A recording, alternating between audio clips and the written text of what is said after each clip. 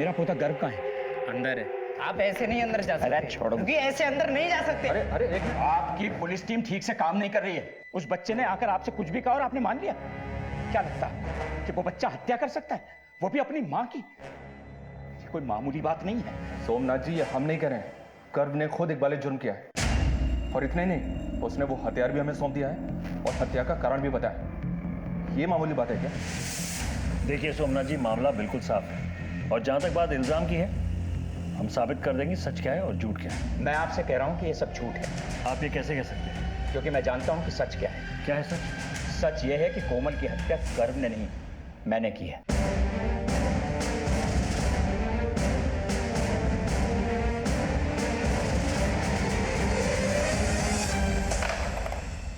हम मुजरिमों के पीछे काफी भाग दौड़ करके उन्हें पकड़ते हैं, कई तरकीबें आजमाते हैं उनसे जुर्म कबूल करवाने की। मगर इस हत्याकांड में दो लोग खुद चलकर हमारे पास आए थे और दोनों ही जुर्म का इकबाल कर रहे हैं। मैंने अपनी मम्मी का मर्डर किया है। कोमल की हत्या कर्व ने नहीं, मैंने की है। कभी कभी प्लेट में सजी सजाई कोई चीज मिल जाए तो शक और गहरा हो जाता है। देखते जाइए, ये तो एक मोड़ आया है, अभी आगे कई और मोड़ बाकी हैं, कई और झटके बाकी हैं।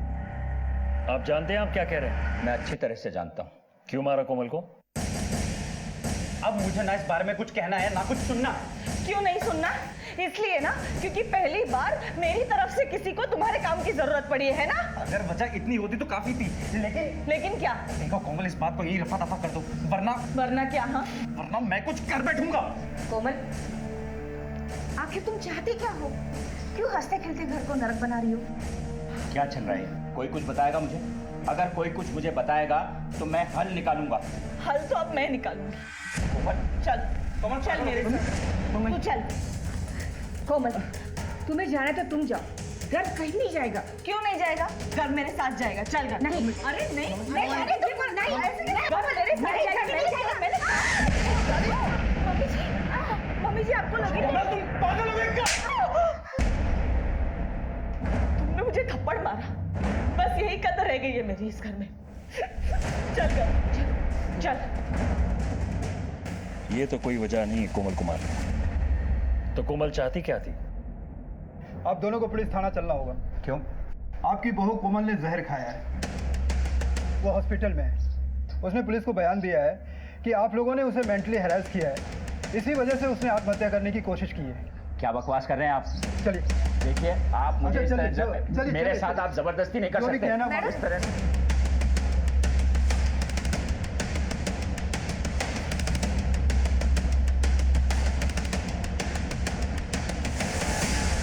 इतना सब कुछ होने के बाद भी मैंने दोनों को मिलाने में कोई कसर नहीं छोड़ी। वकील साहब, बेल करवाने के लिए बहुत बहुत शुक्रिया।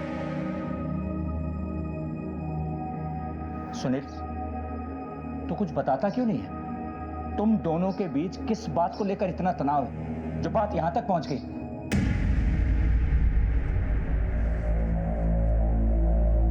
सुनील,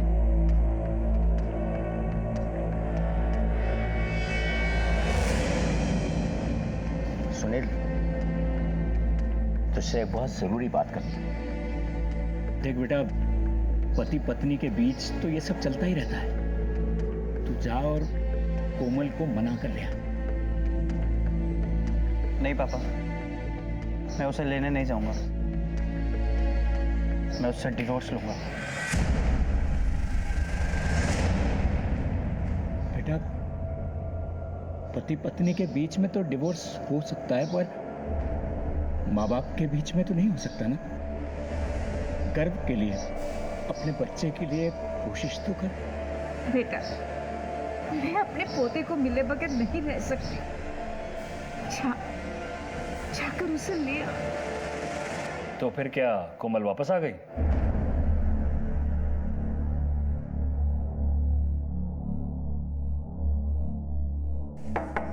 सुनील,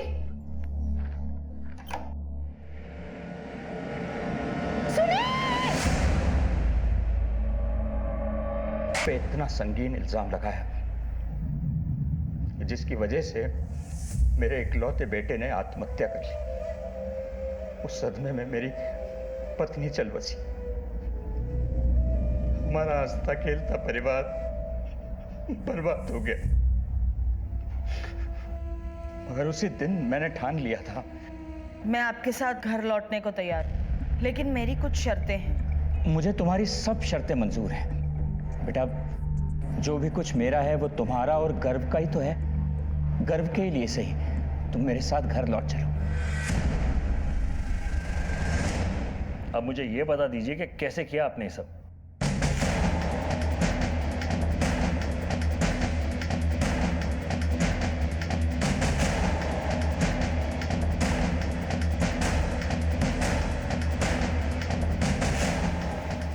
बाबूजी ऐसे क्यों देख रहे हैं? क्या हुआ?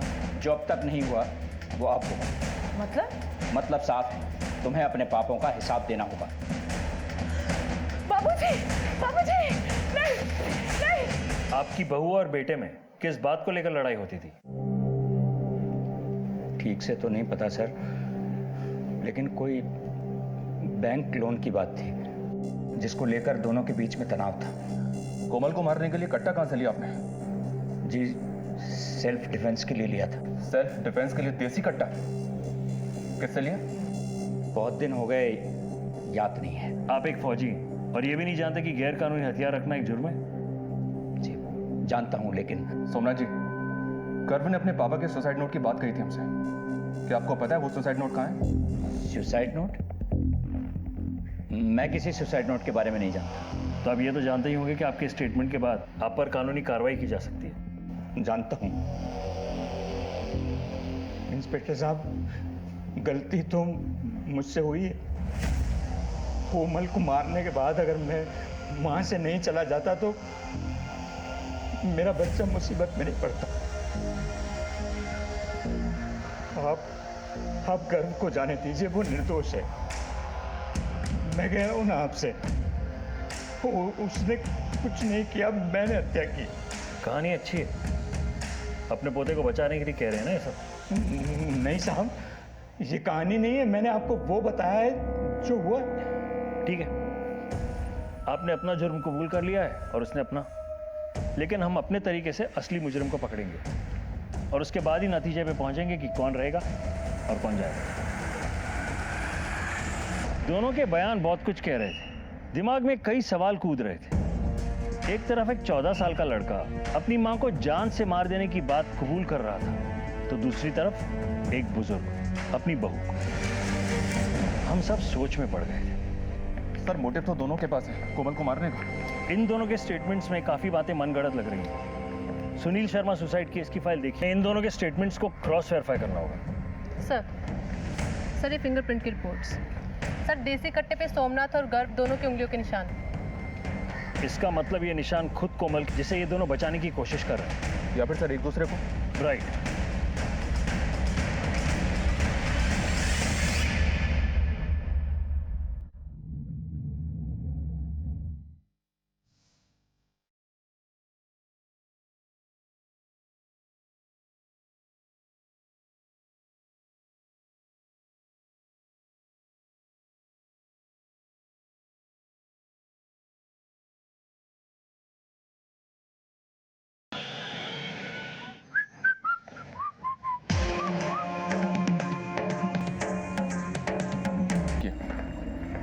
अमर करेंगे, घड़ा भर के छलकने में कुछ समय तो लगता है। बाराबंकी से कोई खबर? सुबह ही बात हुई थी सर, शाम तक डिटेल्स आ जाएंगी। देखो गन तो आई है और हत्या भी हुई। अब जाहिर सी बात है कि गन इनके पास उड़कर तो नहीं आई, कोई लाया होगा। अब जब तक इस देसी कट्टे की गुत्थी नहीं सुलझ जाती, हम इन्हें क्लीन चिट नहीं दे सकते।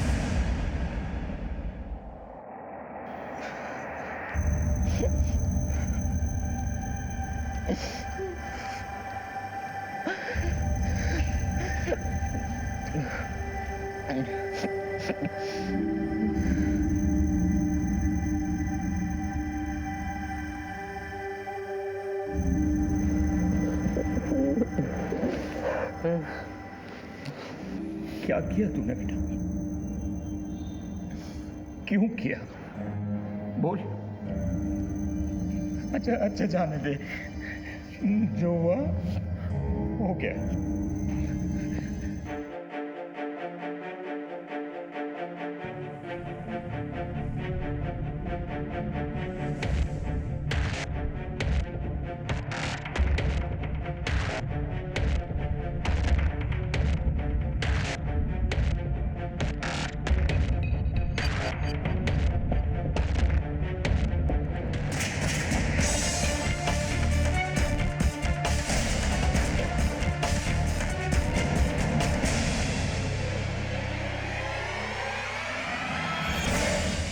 ये मोहल्ला जितना सामान्य अब दिख रहा है वो घटना के वक्त ऐसा था नहीं। जिस तरह डॉक्टर हर मरीज का अलग इलाज करता है उसी तरह हम पुलिस वालों को भी मुजरिम देख के पैंतरे इस्तेमाल करने पड़ते हैं। मैं सिर्फ इतना बता दूं कि अब इस केस की दिशाएं बदल गई थी और अब यह केस अनोखे से भी ऊपर उठ चुका था।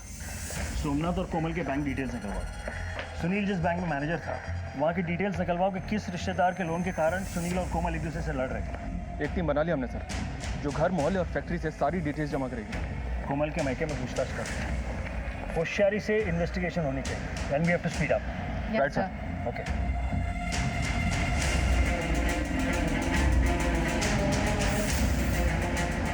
एक भरा खुशहाल परिवार था साहब, न जाने किसकी नजर लग गई। गर्व बाबा से तो बहुत प्यार करती थी कोमल मेम साहब।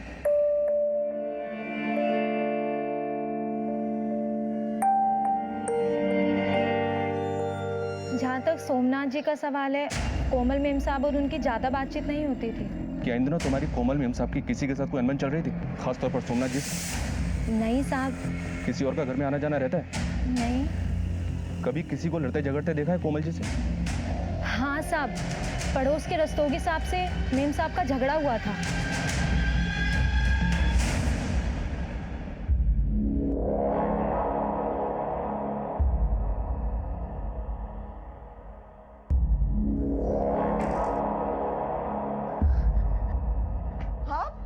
आप यहाँ क्या कर रहे हैं? अरे कोमल जी, ये अखबार बाहर पड़ा था, वही देने आया था। अखबार देने क्यों आ गए?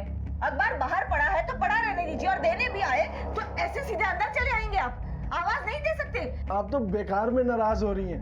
मैं तो बस यूं ही अपना घर समझ के आ गया था। अपना घर समझ के आ गए थे? जैसे आए वैसे के वैसे दफा हो जाइए यहाँ से।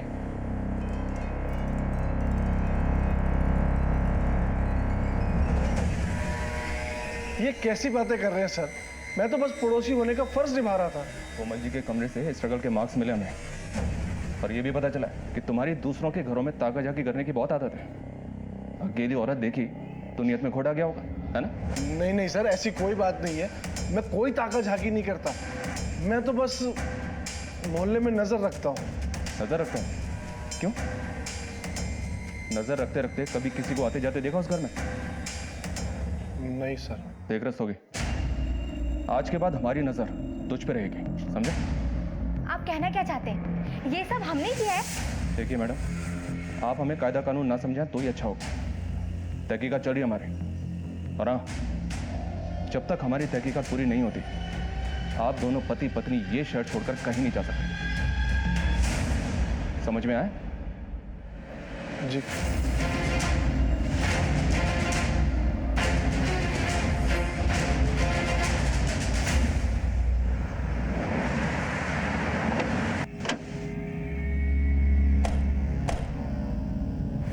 मैडम, मेरे दीदी के कत्ल का जितना जिम्मेदार ये सोमनाथ है ना, इससे कहीं ज्यादा मेरे पिता हैं। मैंने उनको समझाया भी, लेकिन इतना सब कुछ होने के बाद भी ना, बस ये आ गए उनके गड़ियाली आंसुओं में। दीदी, ये आप क्या कर रही हो? अब वापस उस घर में जाना चाहती हो? अब पागल हो गई हो? तू चुप रह, कोमल ठीक कर रही है। अरे सोमनाथ जी खुद चल कर आए हैं, और फिर गर्व हमसे ज्यादा उनके पास खुश रहेगा। और मैडम, वो तो पहले से चाहते थे हमसे कैसे भी बदला ले अपने पत्नी और बेटे का। मैडम, वो तो चाहते थे अपने पोते को हासिल करना, लेकिन बस दीदी उनकी चिकनी चोपड़ी बातों में आ गई।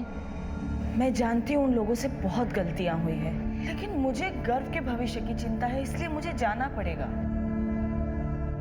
आप लोग चिंता मत कीजिए, मैं सब संभाल लूंगी। ये ठीक कह रहे हैं, मैं ही नहीं समझ सका। उस दिन कोमल के जज्बाती फैसले को मैंने ठुकरा दिया होता और उसे नहीं भेजा होता तो आज मेरी बेटी जिंदा होती। कोमल और सुनील का किस बात को लेकर झगड़ा होता था, और ये किस मायके वालों को लोन दिलाना चाहती थी वो? ये तो मुझे नहीं पता, पर मैं एक बात कह सकता हूँ, मेरी बेटी का कत्ल सोमनाथ ने ही किया है। वो एक बेदिल इंसान है। पर गर्व तो कह रहा था कि उसने किया है। मैडम, गर्व झूठ बोल रहा है। उस बुड्ढे ने गर्व को अपनी तरफ किया है। आप उस बुड्ढे को तोड़िए, सच बाहर आ जाएगा।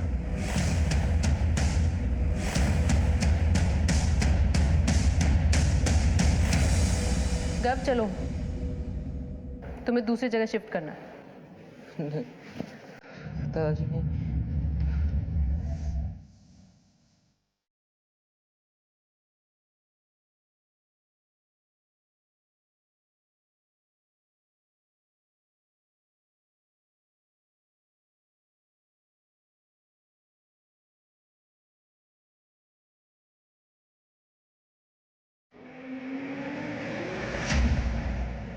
कुएं से तल की मिट्टी लाने के खेल मैंने बचपन में बहुत खेले थे। एक लंबी सांस लेकर कूद पड़ते थे। अब मुझे बिल्कुल वैसा ही लग रहा था। लंबी सांस भी भर ली थी और कूद भी पड़े थे, लेकिन तल की मिट्टी अब तक हाथ नहीं आई थी और खाली हाथ ऊपर भी नहीं जा सकते थे। खैर, इस केस की बात करें तो कोमल और सोमनाथ के परिवार के बीच इतने सारे हादसे बना।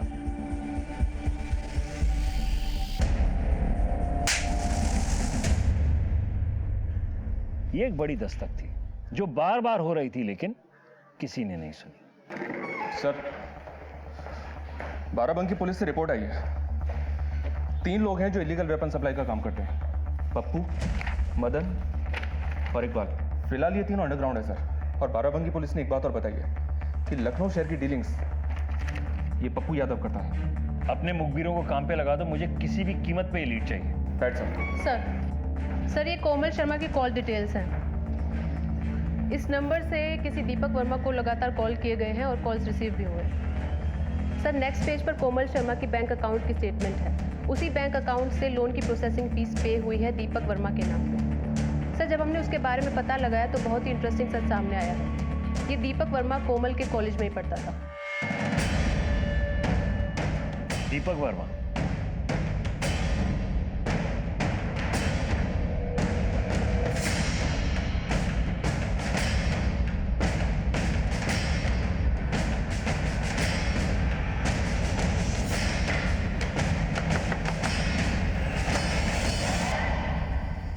जी? कोमल के मर्डर के बारे में दीपक वर्मा से बात करनी है। बुलाइए उसे। उस डायन औरत ने जीते जी तो हमारा जीना हराम कर ही दिया था और मरने के बाद भी हमारा पीछा नहीं छोड़ रही है। देखिए, उससे हमारा कोई लेना देना नहीं है। कौन है? किससे बात कर रही हो? दीपक वर्मा? जी, मैं ही दीपक वर्मा हूँ। कोमल मर्डर केस में पूछताछ करनी है तुमसे। चलो हमारे साथ। सर, कोमल के मर्डर के बारे में क्या पूछताछ करनी है? मैं क्या बता सकता हूँ उसके मर्डर के बारे में? मैंने कहा ना तुमसे, चलो हमारे साथ। सर, मैं कॉपरेट कर रहा हूँ। सर, ये क्या कर रहे हैं आप मेरे साथ? हमने आपसे बोला था ना कि उस औरत से दूर रहिए, पर आपने मेरी एक नहीं सुनी। अब तो पुलिस भी घर पे आ गई है और पता नहीं क्या क्या देखना बाकी रह गया है। जी हाँ सर, मेरी और कोमल के बीच में रेगुलर बातचीत होती रहती थी सर। दरअसल कोमल और मैं बचपन के अच्छे दोस्त हैं सर। एक दूसरे को बहुत अच्छी तरह से जानते थे। कोमल तुम्हें लोन क्यों दिलवाना चाहते हैं? इस लोन के चक्कर में कोमल और उसके पति सुनील के बीच झगड़े भी हुआ करते थे। क्यों? सर, अब उन दोनों के बीच में झगड़े क्यों होते थे ये तो मैं नहीं जानता हूँ सर। लेकिन हाँ सर, कोमल जेन्युइनली मुझे लोन दिलवाने में मदद करना चाहती थी सर। सर, मैं बाल बच्चेदार आदमी हूँ सर। कोई मेरा काम तो बना नहीं, लेकिन ये परेशानी खामखा गले पड़ गई है। मर्डर वाले दिन कहाँ थे तुम? कानपुर में था सर, अपने बिजनेस सेटअप के सिलसिले में। कहाँ रुके थे? सूर्या होटल में। ठीक है, जरूरत पड़ी तो फिर बुलाएंगे। Thank you sir.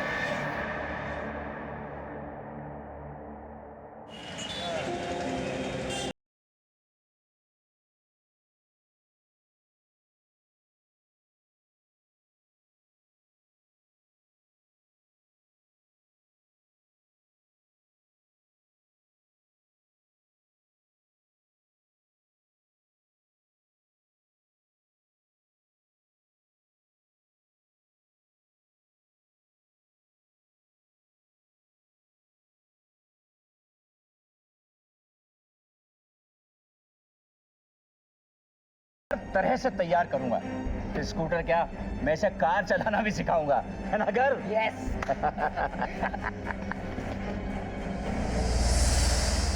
गर्व बेटा, देखो ये बस में खाने के लिए पकड़ो। ये शॉर्ट रिसेस का और ये वाला लॉन्ग रिसेस का पूरा खत्म करना। हाँ। और सुनो बेटा, जो हुआ उसे भूलने की कोशिश करना।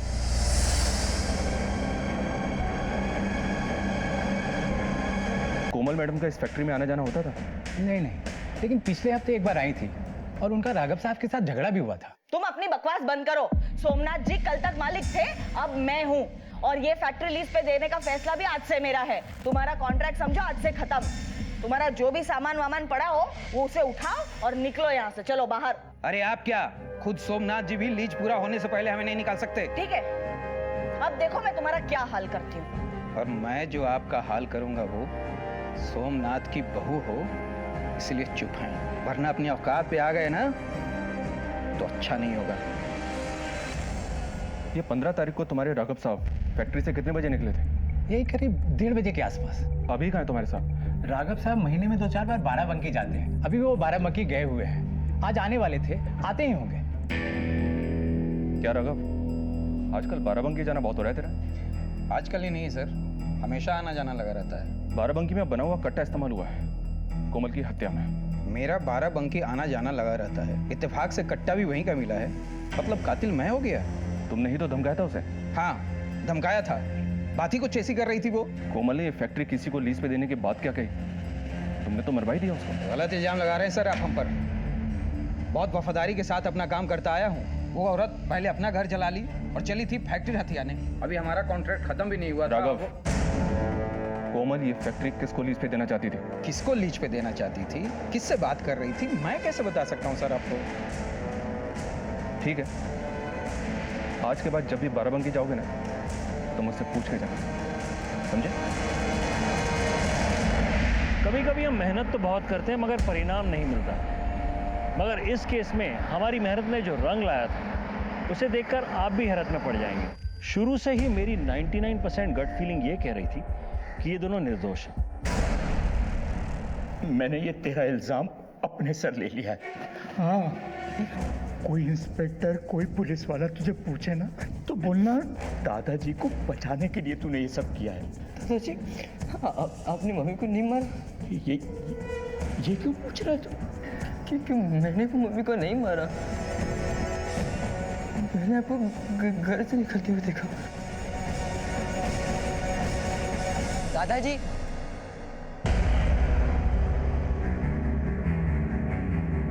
लिए मैं घर लेके पुलिस स्टेशन पहुंच के, लेकिन दादाजी मम्मी को आपने नहीं, मैंने भी नहीं, तो किसने मारा?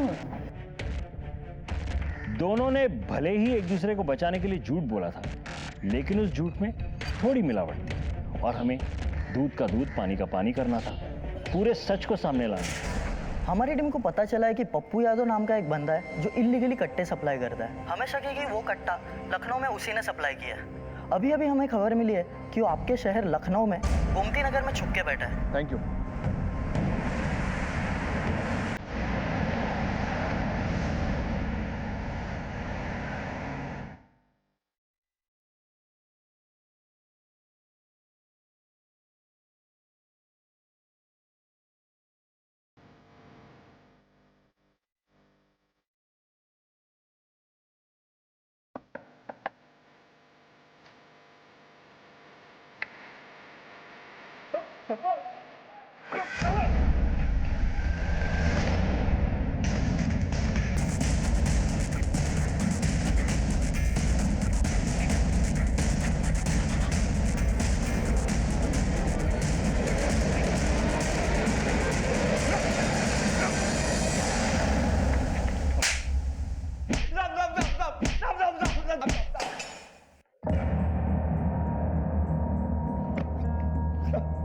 किसको बेचा था कट्टा?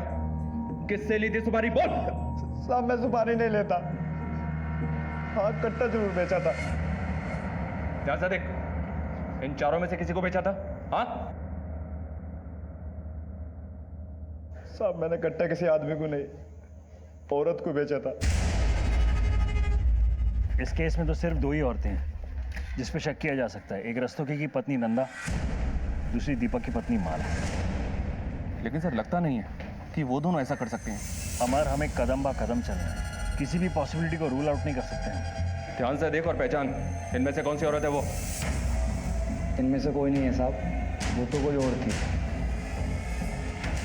अमर, स्केच आर्टिस्ट को बोलो।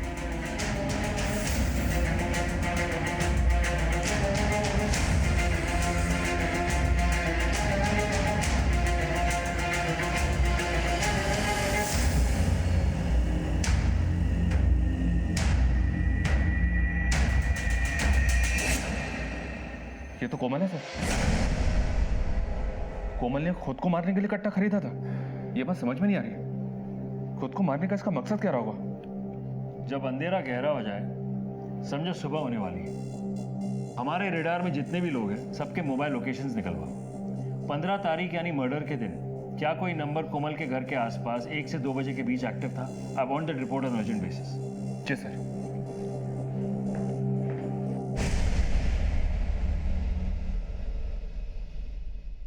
बाबा, मेरी मौत की जिम्मेदार कोमल है। उसने मेरा विश्वास तोड़ा है। हमें नीचा दिखाने के लिए वो खुद बहुत गिर गई। उसने गर्व को भी हमसे दूर कर दिया। अब मैं और बर्दाश्त नहीं कर सकता। मुझे माफ कर देना बाबा।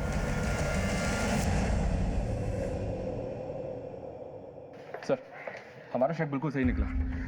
ये देखिए, उस दिन इन लोगों के मोबाइल्स कोमल के घर के आसपास एक्टिव थे, लेकिन ये नंबर देखिए, ये बहुत खास है।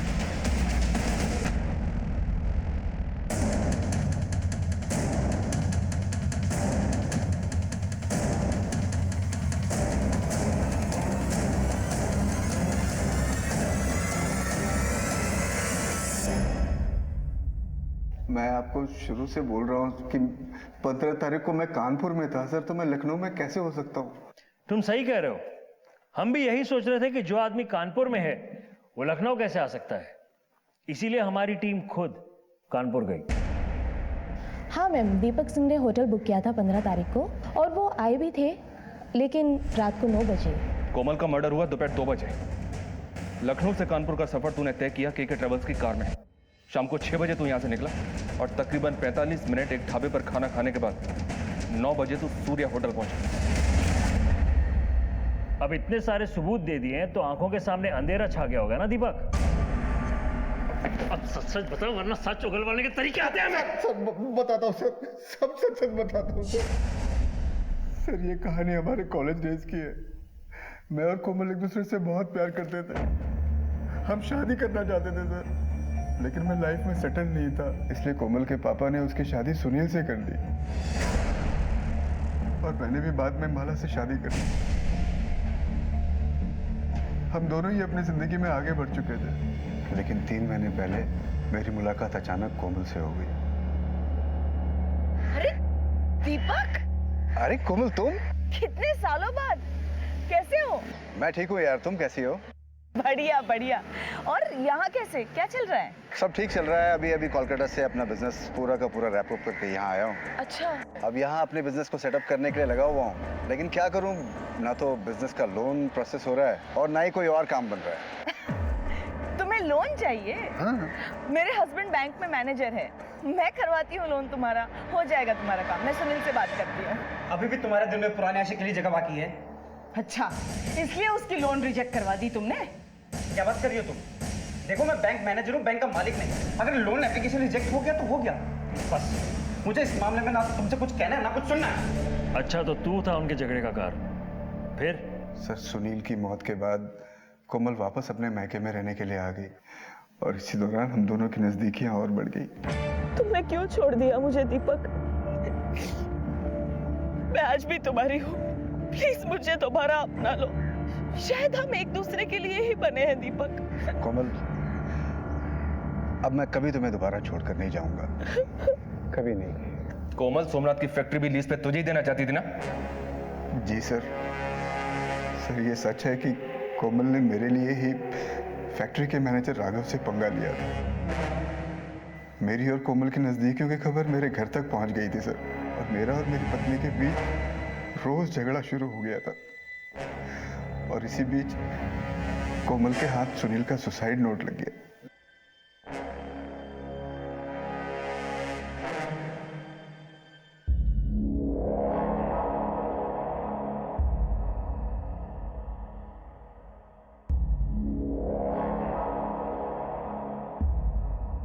ये है उस बुढ़े का असली चेहरा।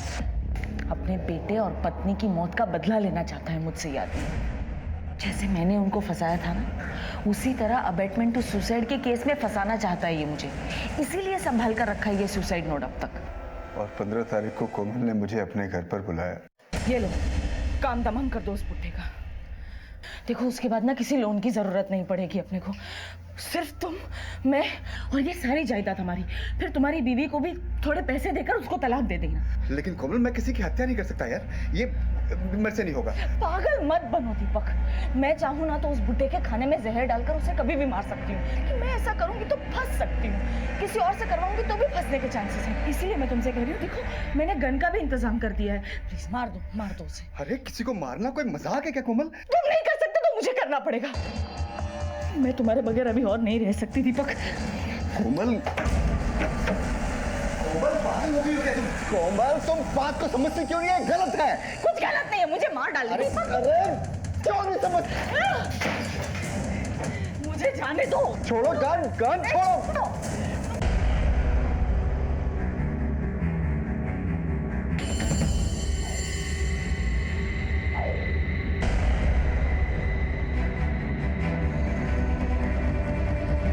वो मुझे खूनी बनाना चाहती थी। मैं अपना बस एक छोटा सा फायदा देख रहा था, लेकिन वो मेरे साथ बड़े बड़े सपने देखने लग गई थी सर। उसका मेरे प्रति प्यार दीवानगी में बदल चुका था, और एक दिन सुसाइड नोट के डर से अपने ही हाथों अपनी ही जान गंवा दी उसने। तुम्हारे कारण एक परिवार बर्बाद हो गया, एक बच्चा अनाथ हो गया। अब सड़ो यहीं जेल में, इसी के हकदार हो तुम। कोमल के पिता ने कोमल की मर्जी के खिलाफ उसका ब्याह सुनील के साथ कर दिया था, बिना ये जाने कि उसके मन में दीपक के लिए जगह है। ये पहली दस्तक थी, लेकिन कोमल का दोबारा दीपक से मेल जोल ये एक और दस्तक थी, और ये वो दस्तक थी जो दबे पैर हर मोड़ पर उनकी जिंदगी में आती रही और तबाही मचा गई। कोमल को भी एक दस्तक मिली थी, जो खतरे की नहीं, उसके लिए भलाई की थी। सोमनाथ ने वो सुसाइड नोट उनसे बदला लेने के लिए नहीं, उन्हें बचाने के लिए छुपाया था। कोमल वो गलत समझ बैठी, नतीजा खुद अपनी जान से गई। गलतियां हम सबसे होती हैं, अपनी गलतियों को सुधारना हम सबका फर्ज है, लेकिन गलतियों को दोहराना बर्बादी को दावत देना है। फिर मिलेंगे एक और अनोखे केस के साथ, तब तक के लिए देखते रहिए क्राइम पेट्रोल दस्तक। मकसद बताना नहीं,